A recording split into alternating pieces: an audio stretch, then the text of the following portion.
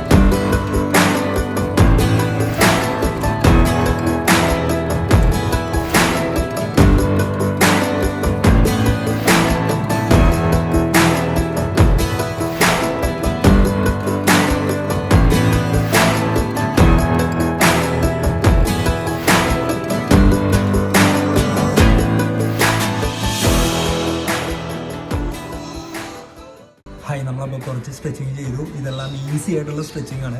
അപ്പോൾ ഇനി നമ്മൾ ചെയ്യാൻ വേണ്ടി പോകുന്നത് സ്പ്ലിറ്റാണ്, സൈഡ് സ്പ്ലിറ്റാണ് ചെയ്യുന്നത്. അപ്പോൾ അതിന് വേണ്ടിയിട്ടൊരു വാമപ്പ് എന്നുള്ള രീതിയിലാണ് ഈ സ്ട്രെച്ച് മുഴുവൻ നമ്മൾ ചെയ്തു പോയത്. ഇനിയാണ് നമ്മൾ സ്പ്ലിറ്റ് ചെയ്യാൻ വേണ്ടി പോകുന്നത്, സൈഡാണ് ചെയ്യുന്നത്. ഓക്കെ,